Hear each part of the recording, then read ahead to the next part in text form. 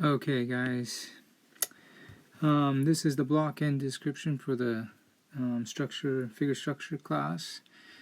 Welcome to class, everybody. The Beaux-Arts Academy. We are so grateful and glad to have you guys here, a full class. I'm put this together so that you guys could have the audio, and also I kind of wanted to cover things that I didn't cover on that time lapse. Now that I got to meet each of you and kind of get a feel for where your background is, and also as we get a feel for where you're headed, I thought I would kind of put together a recap so that we can move forward knowing there's a lot for us to cover in 8 weeks. Okay, so this one is about the blocking. Now, I wanted to start with drawing your attention to kind of what Joseph said in the beginning. And I hope you guys have come to notice that in the academy, the Beaux-Arts Academy, we are a classical art and architecture school. So in classicism, philosophy, or the idea, always drives the form. Okay, what that means is everything that we do and every decision that we make is driven by ideas, or there is a philosophy to everything that we do. Okay, so the philosophical spine, or the foundation, is really important for a classicist. There's a purpose and there's a meaning to the decisions that we make. All right, and some of those things pertain to, beauty, virtue, and truth, and these kind of ideas, as well as how ideas of the eternal or the sacred is manifested through different manifestations like number or geometry or harmony and these kind of things.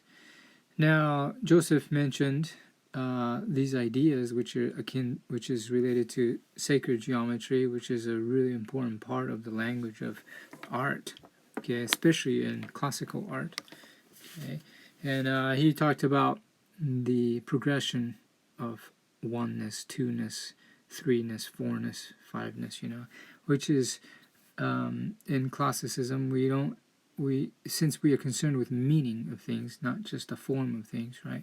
It's not just numbers, but it's not just quantity of number, but it's the quality of number.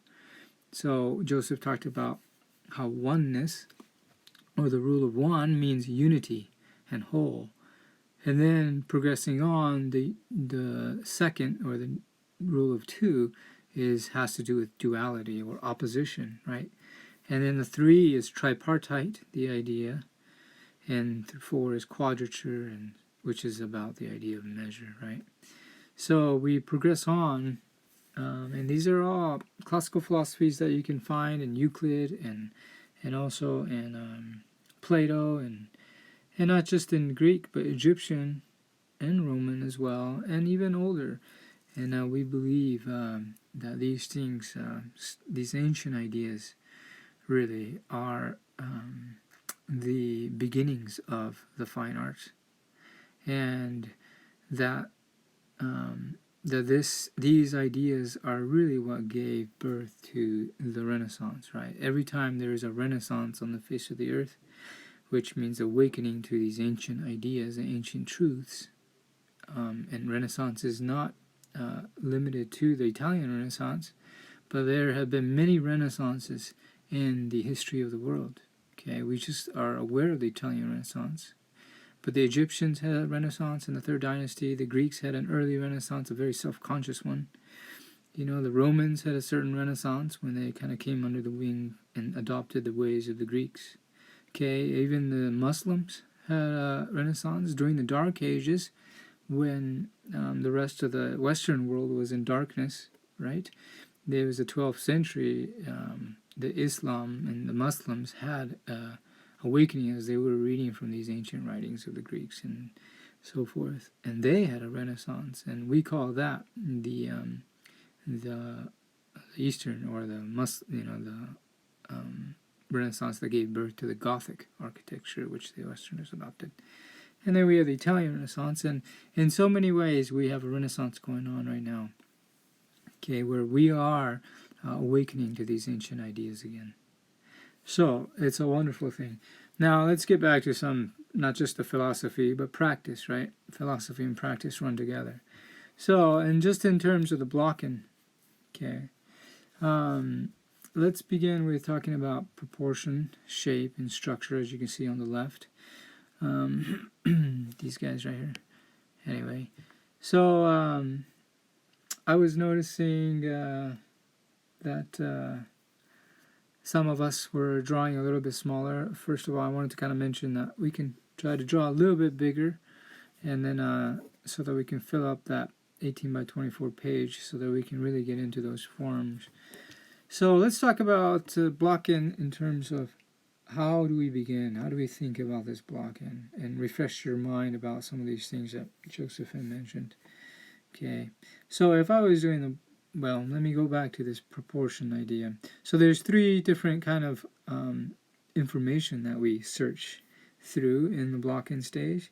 One is proportional information, which is just native to the model. And then there's shape-based information, okay, which is visual. And then there's structure-based information, which is conceptual. You know, we draw from all these different kinds of information as we're moving forward, and I'll talk to you about that.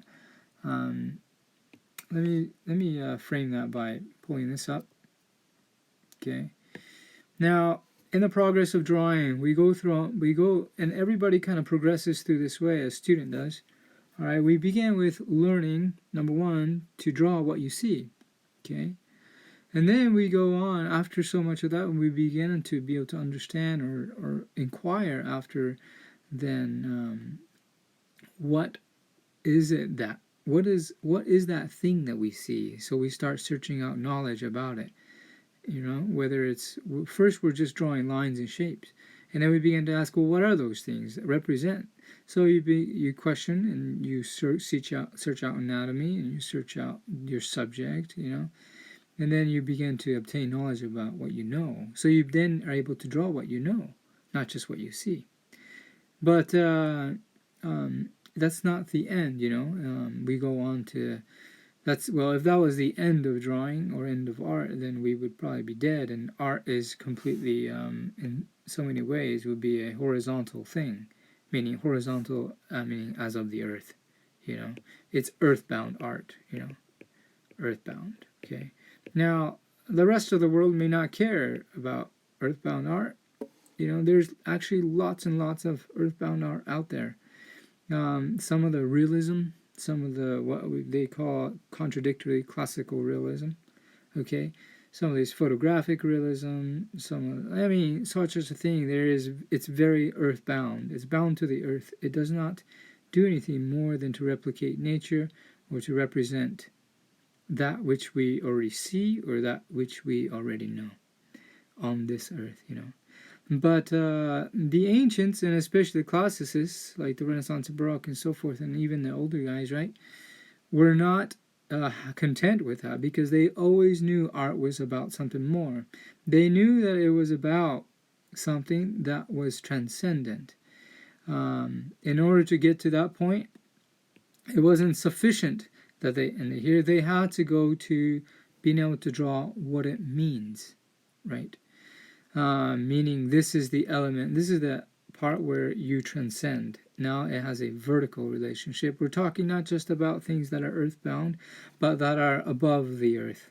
Okay, how this things of this physically bound forms represent things that are of a higher realm or a higher order of things. Okay, that is the essence of classicism, is transcendence, is that third phase. So every student begins by the first stage, what you see, or learning what appears to be, learning to draw those things, right? Strictly the visual. Okay, most universities and schools are here, right? But most of them hardly, you know, do an amazing job even at this first stage, unfortunately. And then there's some academies out there that begin to teach you, well, let's talk about what it is, or what you know, the knowledge, you know, what it is. What is that thing? Give you knowledge about the subject, okay? And enter into the conceptual realm of things, okay? There's some academies that are doing that. now, which is great. And this is the area in which structure lies, right? Structure is here. The study of structure has a lot to do with knowledge and the interpretation of that knowledge. Okay, but there are very rarely do academies go beyond that, or institutions go beyond that, to talk about, well then, now that we know, we have knowledge of that subject, or knowledge of what it is, we get it, but could that thing possibly have any meaning? Meaning beyond itself, meaning a symbolic meaning. Could it possibly represent something more than what it is? That represents something, that earthly thing is representing something of a higher order. You know, it is a shadow or a type of something that is beyond, that is to come, or that we have experienced in the past, or that is to come in the future. Okay, that is which is eternal, basically, right? So this third element is really what sets classicism apart. Okay, it's the insistence upon the fact that things mean things, you know, that it goes deeper than what it appears to be, or simply what it is, but to saying no, what it is about, what it's meant to be, or what it means, you know, the symbolic nature of things. Now I know I'm going off for a while, but this is actually kind of important, but I'll end by simply saying that we as a student, and most students will begin here, okay, and some of you may never go beyond this point of, and even in this class, of learning to draw what you see, but that's okay, because that's where we all begin. All right, but we will continue to insist upon this class, okay, because we want you also to be able to move forward, and move forward in transcendence as well. So what you know what it is, and we'll try our best to hint at things of what it means. All right, and what it means to be.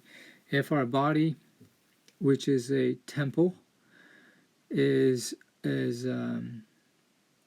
meant to be a templum, or a template for God's creation, and if we truly are the pinnacle of God's creation, then it also is a template for of an order that is higher, you know. And so if we truly believe that, then our body must have meaning beyond its own, right? And we find out that it truly does, and that ancients truly believe this. And some of these ideas you can learn, and that's what we teach at the academy, and how those ideas then derive the forms and the way we interpret form. So let me move on by talking about how we would go on to the block-in. So if I have this figure in front of me, this is a 19th century academic figure on the right here, okay? We talked about how we could begin by, let's see here if I can, stages, okay, well, let me see here, we could begin by, let me just get rid of that, it's a little annoying there, okay, top, oops, let me see if we can, alright, so how I would approach this, right, we talked about the top line, the bottom, which marks the limit of my drawing, right, okay, and this is all proportional information, okay, and then I would probably give myself a center line. My center line, let me see if I can do this here. My center line is a vertical line, a plumb line, in other words, okay. Okay, that marks from the pit of my neck, or even so many ways, top of my head, all the way to the bottom of the standing leg. And notice that the pit of the neck and this inside of the standing leg, okay, are in a line when someone is in contrapposto, and there's a weight-bearing leg, okay. So that is very important, because the center line then is about marking the balance of the figure. Okay, making sure he's not toppling over to the right, making sure he's not toppling over to the left. Okay, but when you find that relationship, that plumb of the pit of the neck, okay, and also the standing leg, then it'll help you to find exactly where that figure is balanced. Okay, so that's very important. Now, where would I go after that? Well, then I would probably begin to find what I call the chief line. Okay. Now the chief line, I'm going to change my color. Chief line is actually different than the center line. Okay. The center line is a vertical line, but the chief line is about capturing not the balance like the center line, but the movement. Okay. Movement, or the movement that runs through the whole of the figure. Okay, so in this case, since he's actually facing slightly, he's pretty dead on, but okay, be here. Well, let me go back up here. Let's see if I can do this. So let's do that. Okay, and I'm going to try to find something that runs from the top of his head, okay, running through the pit of the neck, okay, I'm running through the top of his sternum, down the center of the body in the linea alba, through that navel, okay, down to the pubic symphysis, okay, down here, notice that, okay, in the standing leg, here, down the tibia, lateral medial malleolus, and there. Okay, so this rhythmic line explains really the kind of the core of the body. Yes, the chief, but it's rhythmic, right? It's expressing in contrapuntal the movement, entirety of the movement of the figure from top to bottom. All right. Now, if on a more dynamic figure, you might have something that's, a lot more dynamic. Okay, and depending on the pose, okay, on him he's pretty upright.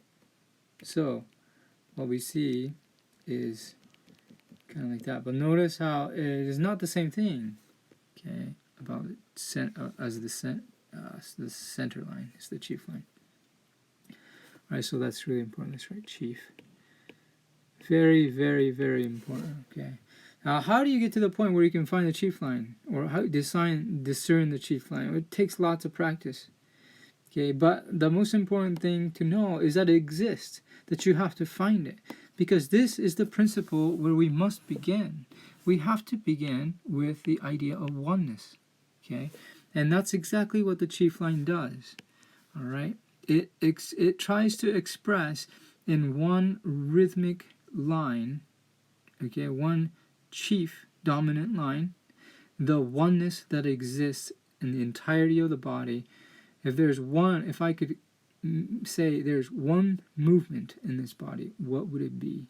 Okay, and it is basically that. And the chief line is, as you notice too, this is in what we call the inner measure. Inner measure. Okay, and then so why is it the inner measure? Because it is a measure, is a chief line or movement or a measure that runs to the inside of the body. Okay, it is not visible per se. Okay, but it is the inner measure, and that ties the whole figure into a one whole. All right, and this is important. Now there's also an outer measure. Okay, and inner and outer is a very important principle, which we'll talk about, but let me talk about the outer measure in just a second. All right, it'll be tied together. The next thing I'll probably want to find, okay, is the divisions, or I should say the main tilts of large forms. large forms. Okay, so what that means is then is the tilt of the pelvis, right, and then the tilt of the rib cage or the shoulders. Okay, the tilt of the rib cage. Okay, tilt of the pelvis still. That's the tilt of the pelvis, and also the knees in relationship to each other. Okay, you could also say there's a tilt to that head. All right. Okay, so those things are pretty important. All right. So because what's happening, well, to these tilts is, notice that these tilts are directly connected to that chief line. Notice that, right? They have a perfect symbiotic relationship with that chief line.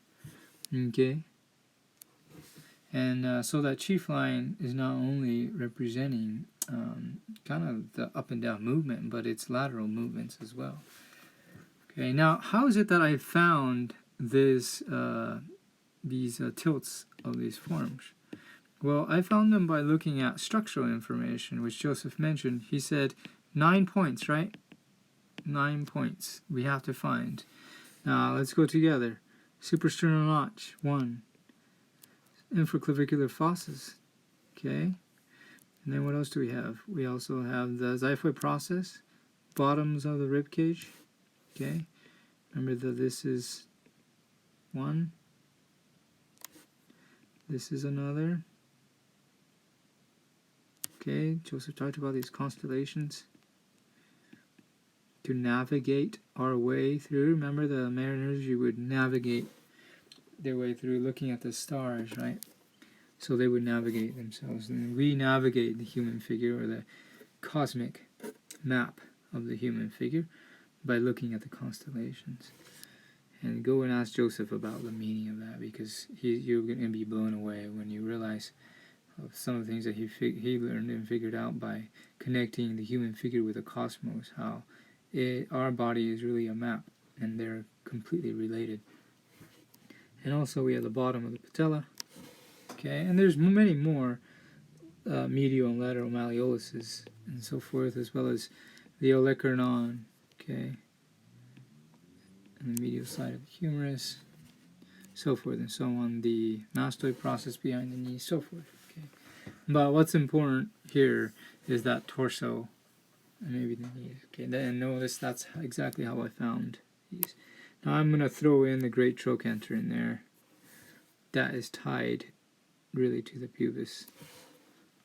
Okay, so these are structural landmarks, anatomical landmarks that help us to navigate, that we need to find these guys. All right. Now then, next thing I probably would do is go and find. Now that I've got these tilts, and oh, I forgot to mention that these tilts, right, should have these tilts, okay, these tilts, and I forgot to mark the bottom of the head, I'm sorry, okay, but, sorry, maybe I should do that in purple, but notice that this, okay, these guys need to relate with each other in proportion, right? They have to relate, right? So these have to relate. Okay, proportional information. This is way before we even have any other information, huh? Okay, you gotta get these things to relate with each other. And then, let's see here. What would I do next is then I would find, we talked about how the chief line then is describing its inner measure of oneness of the body. Now we're going to go and find the outer measure of oneness of the body. That means, and some of you I drew on top of your drawing, I apologize for that, but let's see if we can. is about finding how this figure is 1. Okay, so it is about, in the longest way possible, talking about how this figure is relating to each other and how this is really 1 in outer measure. I'm not concerned about, that doesn't help me with discovering what is the quality of oneness in this figure. How can we begin to find how this figure in its outer measure is 1, right? Okay, this is saying that this figure is broken down into 50 already.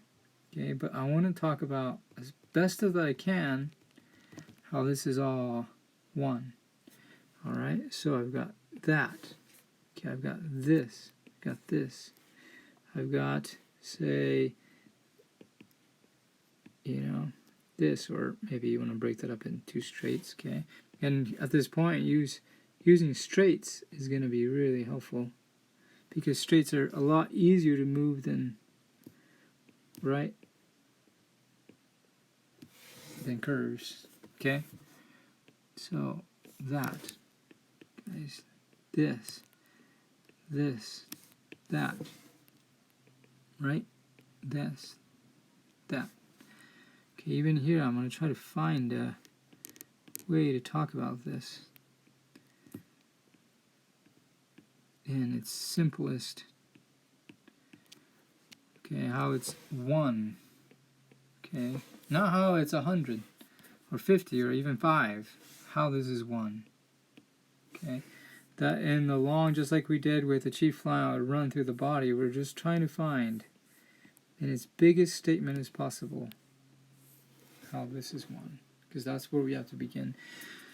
And you'll notice that we go on to break this down, but and that is the stages of duality, right? This is stage 2, where we're now taking this oneness and then we are dividing them into 2s and 3s and 4s, and it's the division. Okay, but you'll notice that if you do that, and if you move on to division, you start breaking forms up. Okay, but you never really spend time finding out, well, how is it more 1? And that later on, when you start searching out for that oneness or the feeling of unity in your work, you're never going to be able to get it back. Okay, you'll never be able to get it back unless you repent, or meaning erase, go back to that stage 1. Okay, and find how it is 1 again.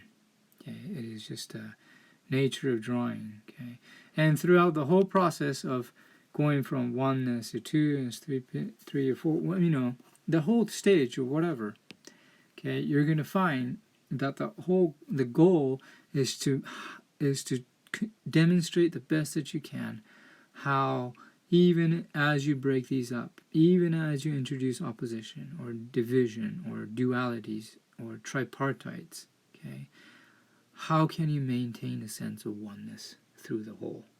Okay, and you will find that is always going to be a challenge, and that is something you're always going to be striving for. Okay, so that oneness, and that's why we begin, because ultimately we want to begin in oneness. And then you'll notice, if you keep listening to Joseph, he'll explain to you that its ultimate goal, or infinity goal, is oneness. Alright, that will be the goal. We begin at oneness, and then we return to oneness. Okay? So, now I'm going to keep going here. So, once I feel like I've really found this, and I want to remind you that you're always taking 2 steps forward and 1 step back. 2 steps forward, 1 step back. You only move forward in the process, okay, in stages, because you're trying to correct, to make sure that the stage that I introduced earlier is correct, is better, okay? For example, if I put in this information here, okay? And then in relation to that, I put in this, and I put in this, okay? Then do I just leave that alone and move on? No. The reason, after I put these two things in, then I'm going to go back to this and say, now that I have all this information, now I can go back to this first information and see whether I got it right, okay? And if I got it wrong, then I can go back and try to fix it. Okay, so you're moving forward in order to clarify the information you put in before.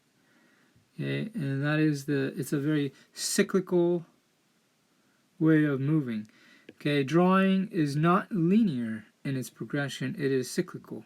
Okay, it's like a vortex that's climbing, that you're always returning back. Although as you progress, you're still returning back to the first principle. Alright, so let's go back. Okay. So now then, as I continue to move forward, I will probably, let's see here. I will probably start breaking these things up, right? But searching for the most obvious things, right? That, this, probably this, to this, right? To this, that, right? This, breaking these guys up, okay? And I'm looking for these high points and low points in its relationships, okay? Or maybe it's here, all right? I'm looking for this to this, right? I'm looking for this to this, okay? I'm looking for this to this, okay? That's called the dynamic symmetry, okay? If you want to clarify information, all right, then you study its counterstatement, all right? So it's the juxtaposing information that you search out, okay? If you want to know if this is correct, then you relate it to this point, and you relate it to this point. Okay, and if you want to know if this is correct, then you relate it to its counterstatement here. Okay, juxtaposing information here, here, here, here, here, here, right? Okay, so that's one way of being able to move forward and break things down. Now, I will introduce the other ways as well in just a second. But then I probably want to start to find, of course, internal information too, right? Okay, and start to find these shapes. Okay, just find these shapes of the shadows. And this is here. All right? Here under the chin. Okay, these guys, these shadows. Now, probably start finding these kinds of things, right? And start breaking these forms down, always clarifying the information that you put in before, right? Where was that? And then I start breaking that down, okay? And as we move forward, we'll talk about, at first you won't know how to discriminate between what's important information and what's not. But that's where, again, just like in the beginning, structure takes place. Is as you move forward, we'll talk about the structure of these forms. We'll talk about that there is a hierarchy to information. And we'll talk about what those information are, you know. And what is really critical in the explanation, say, of an elbow. Okay? What that is, what this is. Say if I had this and this equally accentuated on the model, is it right to just copy that? Sure, you might get a grade, but that's not an intelligent way to design. You first want to know what that is, and then you want to know what that is. And you want to be able to say, well, what is most important? Because if there's two information competing, design is basically the idea of saying one is important than another, right? That's the process of design. So unless you know why and what those things mean, then you can't really choose. And that's why we have this structure drawing, where we begin to introduce you that kind of information. Now further, you notice as we go forward that, and especially as we include shadow, okay, or shadow shapes, all right, that we are moving on to this duality, number 2, stage number 2, right? We are introducing opposites, meaning opposition, okay, and division, okay, division. Okay, as soon as if you have a form, 2 shapes next to each other, soon as you introduce light and shade, these 2 shapes are so much easier to judge. Okay. Further, I need to note that if there are 2 shapes, both dark, and one is like that, versus the other one is very hatched flatly. Okay, and if you have to decide which is better, which is easier to read. Well, you know that the second one is much easier to read, right? Just like that, shadows should be treated flatly. Okay, flat, uneventfully. Okay, if you treat them like this, then it's gonna be so much harder to compare. Okay, and your shadow is gonna compete with your lights. And you don't want that, because you want your information to read in the lights. Okay, so flat much as you can, and I'll try my best here on this unfamiliar method of digital. Okay. All right.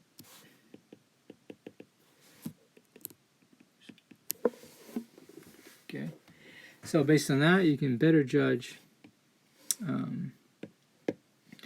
the shape in the lights, the light shape, and then the shadow shape next to each other, just like you could hear, okay? Alright, so as we move forward here, okay, this duality, the two-ness, as we introduce more dualities, okay? Dualities could be 2 forms, like dividing one form into 2 forms. Okay, or it could be the idea of light and shadow. Okay, or it could be the idea of square, spherical, or cuboid, or straight and curve. Okay, so that is the idea of duality, and that's what you begin to introduce from oneness into duality. Okay, and the 2 most important forms of, well, at this stage, probably the most important duality you need to introduce or begin to really think about is the duality of the rib cage, okay, the rib cage that's in here, and then the pelvis that is in here, okay.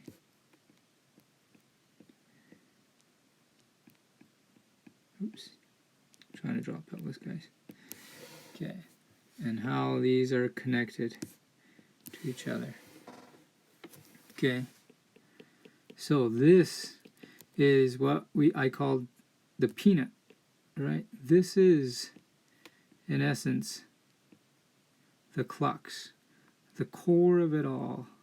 Okay, the relationship of this tied together by the spine, and how, because from this core runs all the appendages, if you noticed. Okay, 4 appendages in a head. All right, from that runs all the appendage. I just saw a video of a guy who is I don't know the name of it, quadrupedal. He's got cut off arms and legs, and he just climbed Mount Kilimanjaro. Okay, this athlete, and amazing story. You know, he basically climbed Mount Kilimanjaro on all 4s, and anyway, it was really touching to see.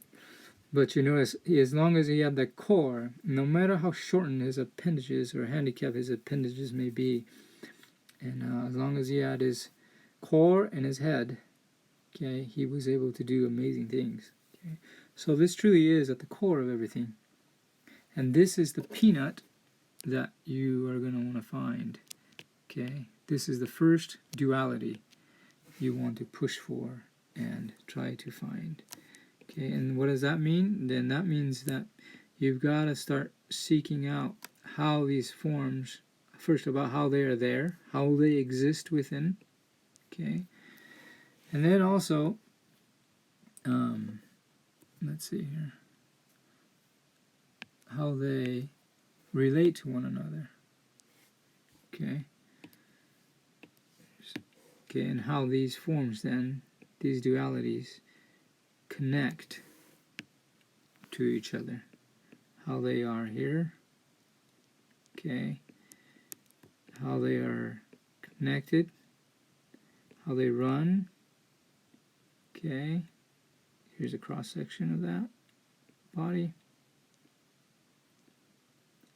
here down to the pubic symphysis, down the linea alba, okay, how the rectus abdominis attaches here, how the external obliques departs from the rib cage and attaches to the pelvis, okay, alright, this, and how this rib cage wraps behind and is behind up in the trapezius, okay, and it's behind the neck there, and how it creates the form that these pecs lie on top of, okay, and these muscles lie on top of, how it's rounded and wrapping around, how the bottom of the rib cage can be seen here, okay, what is the costal cartilage, okay, what is the down plane here, alright, what is the side plane here, what is this transition, okay, how does the glutes wrap behind, okay, the muscles of the thigh, right, and then it's behind here as well, okay, that is very, very important, okay, so that is the first duality and the entrance into the tripartite, where we are talking then about, just like Joseph said, is duality is here, and tripartite is all about mediation, transition, and reconciliation of these two forms, or whether it's light and shade, it's about the halftone, right? Halftone is then about the tripartiteness of something. Everything has a mediation, transition, okay? And how the square and the circle exist together, and how they find reconciliation, okay? Alright, so that is what you want to be searching for. And then from that, then the rest will draw itself, right? Because the appendages are attached to the core, okay? And the rest of the story is simply, you know, continuing to break down, taking 2 steps forward, 1 step back, okay? Refining the visual information in conjunction with the use of structural information, like we talked about, continuing to refine this information, okay? And you're going to find that you're going to be introducing the tripartite and light and shadow as well. You know, thinking about the turning of this rib cage, how it's turning away from the light, okay? And being discriminate about which information and where you are going to accentuate, okay? Things like that. Now, the last thing I'm going to talk about is quadrature. Okay, quadrature doesn't necessarily mean it comes on the 4th stage. It comes anywhere. Okay, quadrature is basically the idea of measuring, the measure, all right? So the measure means a way to measure is quadrate, is to take that which is, you know, hard to quantify, and then to find ways to measure it or quantify it, you know? So it's saying, take this temple and then find a way, this eternal thing, and find a way to quantify it, to give it, you know, give it, what do you call it, division, to grid it, to explain it in earthly terms, in possible measurable terms, right? Because our human body is a templum, an eternal thing. All right. So how do we do that? Well, in essence, we could do one of the things, early things I should have mentioned is one of the things we do is find its half, find its center. We know that the pubic symphysis is its halfway point between the bottom of the standing leg, and that's why I chose the standing leg, or the heel of the standing leg, all the way to the top of the head. This is halfway. Okay? So what that means is, as soon as you locate this, if you double that, you're going to basically, be able to quadrate your figure. All right? So that's a really, really helpful thing to do. And visually, anatomically, or conceptually, it is so. And you'll often find that visually it is so as well, with a slight difference. You can also know that the human body is 4 cubits high, or 4 divisions high. Okay?